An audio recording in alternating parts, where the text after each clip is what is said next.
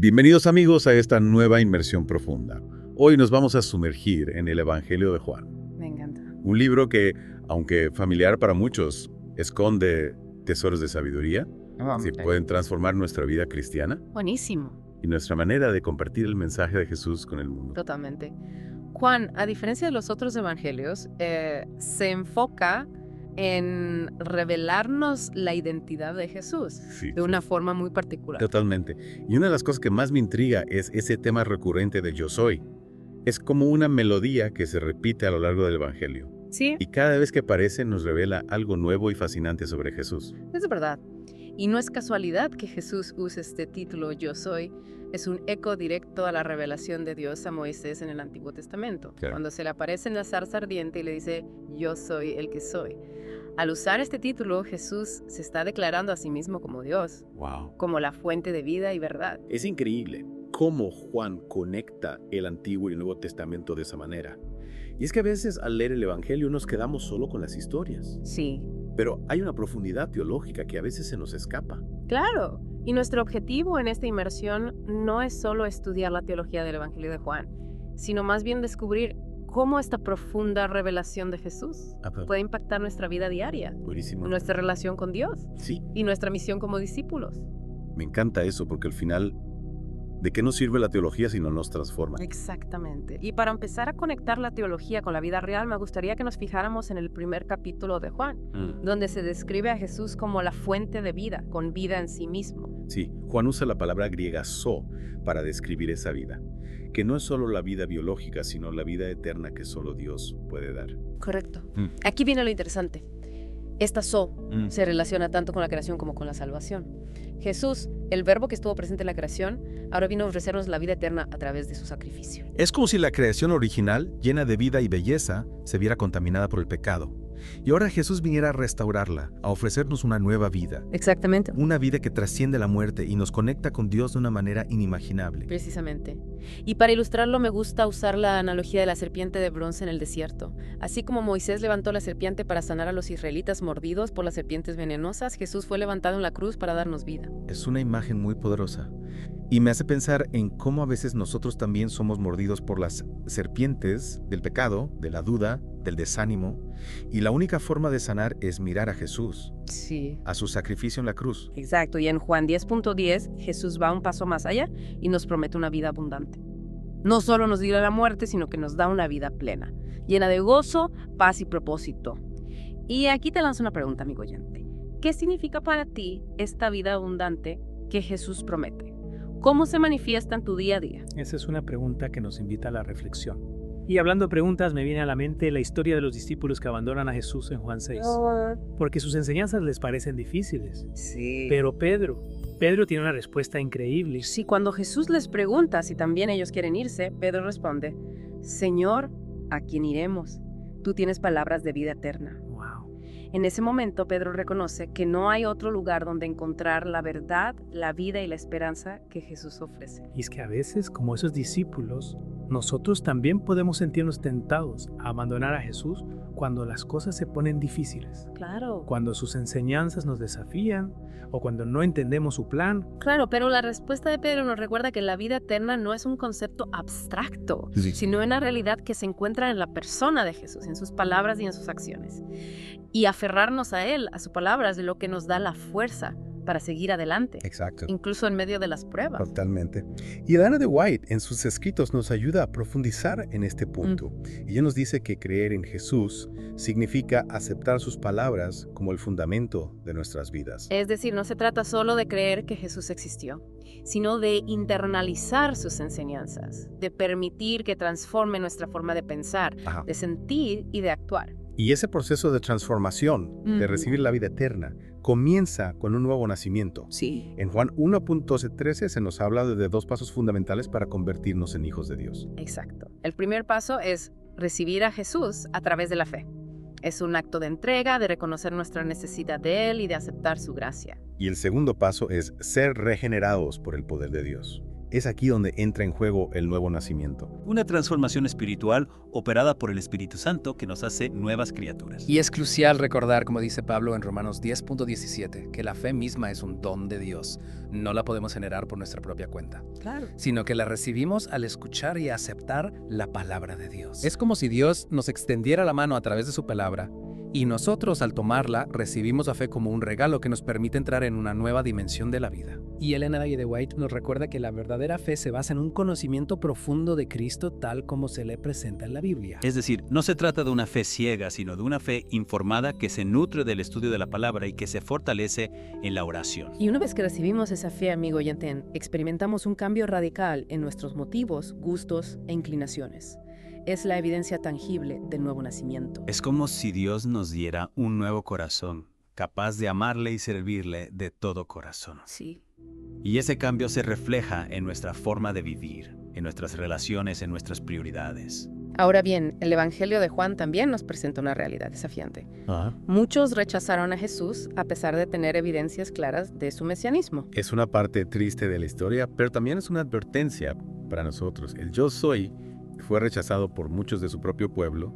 ¿A qué crees que se debió esto? Bueno, una posible explicación es que adoptaron una forma de pensar que priorizaba la lógica humana por encima de la revelación divina. Dudaban de todo, incluso de las escrituras, Wow. y se basaban en su propio entendimiento para interpretar la realidad. Es como la historia de los espías en Canaán. 10 de ellos se enfocaron en los obstáculos, en los gigantes y las ciudades fortificadas y dejaron que la duda apagara su fe en la promesa de Dios. Exactamente. Y este tipo de pensamiento puede llevarnos a cometer el mismo error. Sí. Es importante encontrar un equilibrio entre el razonamiento crítico y la confianza en la palabra de Dios. No podemos pretender comprenderlo todo con nuestra mente finita, pero tampoco podemos dejar que la duda nos paralice. Es como si tuviéramos que aprender a caminar por la vida con un pie en la razón y otro en la fe, confiando en que Dios en su infinita sabiduría nos guiará por el camino correcto. Y cuando rechazamos a Jesús, esta palabra nos dice que caemos en condenación porque estamos rechazando la luz. Es decir, que al apartarnos de Jesús nos alejamos de la fuente de vida y verdad y nos adentramos en la oscuridad del pecado y la muerte. Así es. Juan 3.18-21 es muy claro en este punto. Rechazar a Cristo es vivir en tinieblas, alejados de la verdad que nos libera. Y eso me hace pensar en la historia de la caída de Adán y Eva.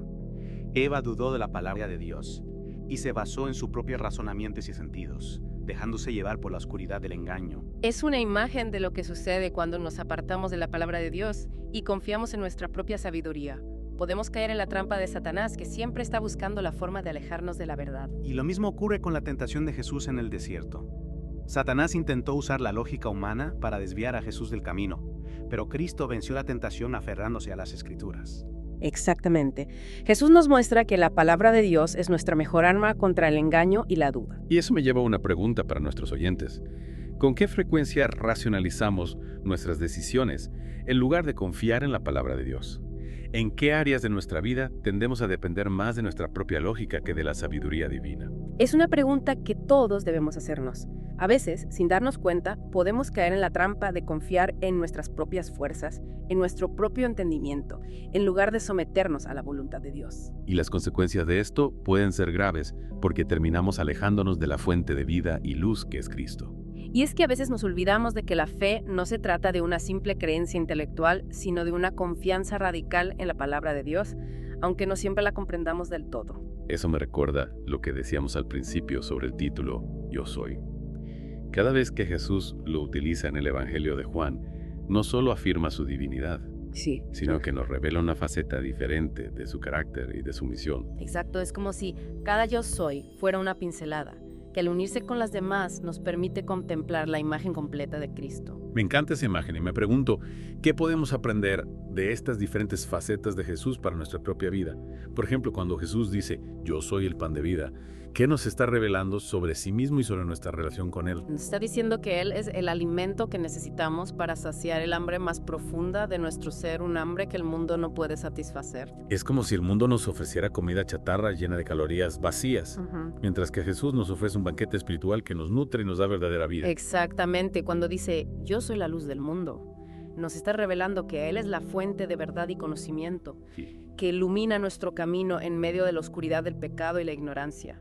Es como si estuviéramos caminando a tientas en una noche oscura Ajá. y de repente Jesús encendiera una antorcha que nos permite ver con claridad el camino y evitar los peligros. Y cuando se presenta como el buen pastor, nos está mostrando su amor y cuidado incondicional por nosotros. Sí. Él nos conoce, nos llama por nuestro nombre, nos busca cuando estamos perdidos y nos protege de los Es peligros. como si fuéramos ovejas descarriadas y Jesús, el buen pastor, nos buscara incansablemente hasta encontrarnos y llevarnos de vuelta al redil. Y finalmente, cuando se identifica como la vid verdadera, nos está enseñando que nuestra vida debe estar conectada a Él, la fuente de vida y crecimiento espiritual. Separados de eso, no podemos dar fruto. Es como si fuéramos ramas de una vid. Sí. Y nuestra única forma de dar uvas es permaneciendo unidos a la vid principal que es Jesús. Y al contemplar estas diferentes facetas de Jesús, al comprender la profundidad de su amor y de su sacrificio por nosotros, podemos responder a su llamado a ser sus discípulos Claro. y compartir su mensaje con el mundo. Totalmente, porque al final el Evangelio no es solo una colección de historias o de doctrinas, sino una invitación a una relación personal con Jesús. Sí. Una relación que transforma nuestra vida Exacto. y nos impulsa a compartir su amor con los demás. Y hablando de transformación, me gustaría retomar la idea del nuevo nacimiento. Elena Shee de White lo describe como la adquisición de nuevos motivos, nuevos gustos, nuevas tendencias. Es como si Dios nos diera un nuevo software para nuestro sistema operativo interno. Ajá. De repente vemos las cosas de forma diferente, nuestras prioridades cambian, nuestros deseos se purifican. Exactamente, no se trata solo de un cambio externo, Ajá. sino de una renovación interior completa. Sí. Es como si Dios nos diera un nuevo corazón capaz de amarle y servirle de todo corazón. Y esta transformación se refleja en nuestras acciones, como dice Jesús en Juan 15.5. Yo soy la vid, vosotros los pámpanos.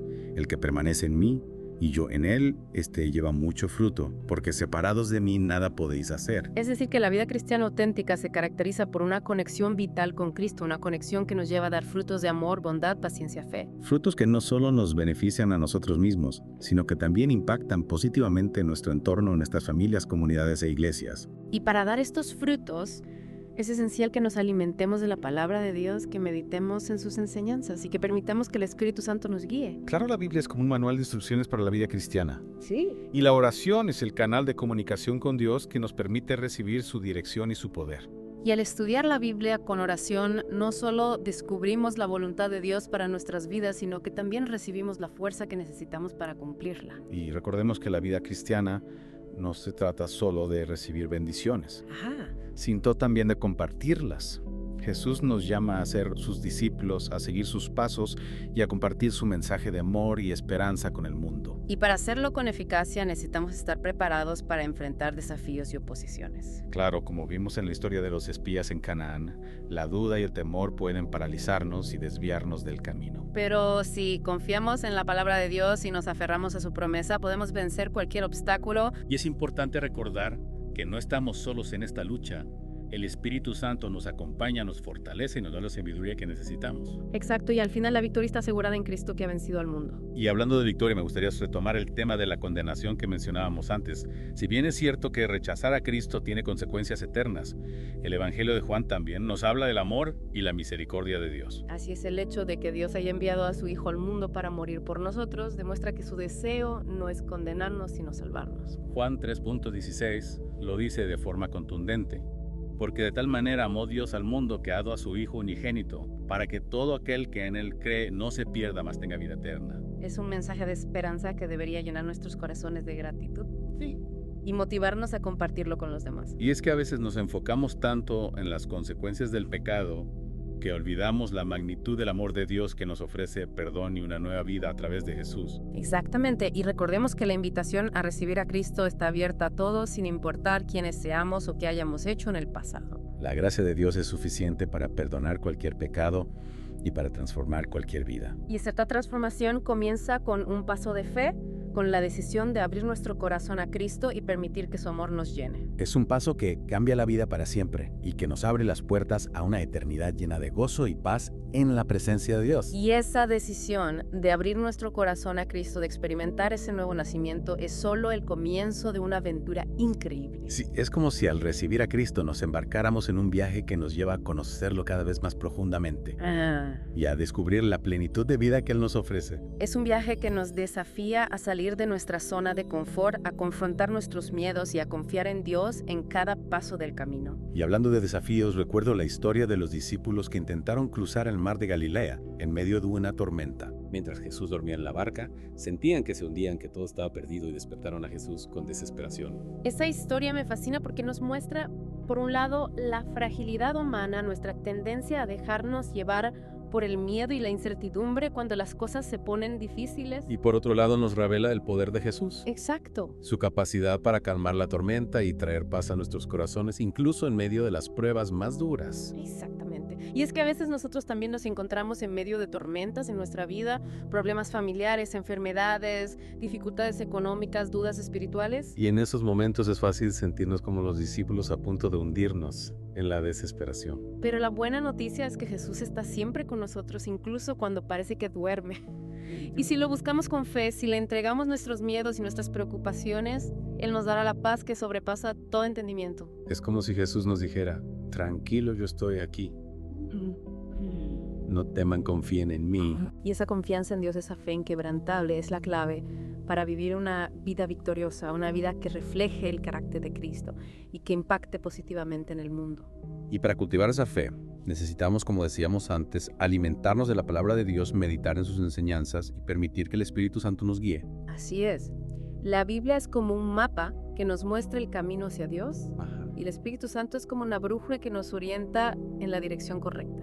Y al estudiar la Biblia con oración, no solo aprendemos más acerca de Dios, ¿No? sino que también le permitimos a Él hablarnos a nuestro corazón, revelarnos su voluntad para nuestra vida y transformarnos a su imagen. Y a medida que crecemos en nuestra relación con Dios, a medida que permitimos que su amor nos transforme, nos convertimos en mejores discípulos, en testigos más efectivos de su gracia. Y eso me lleva a una pregunta para nuestros oyentes. ¿De qué manera el estudio de la palabra de Dios y la oración han impactado en tu vida? ¿Cómo te han ayudado a conocer a Cristo más profundamente y a compartir su amor con los demás? Es una pregunta que nos invita a la reflexión personal, a evaluar nuestro propio camino de discipulado y a buscar siempre nuevas formas de crecer en nuestra fe. Y para terminar esta inmersión profunda, me gustaría recordar las palabras de Elena G. de White que mencionamos al principio.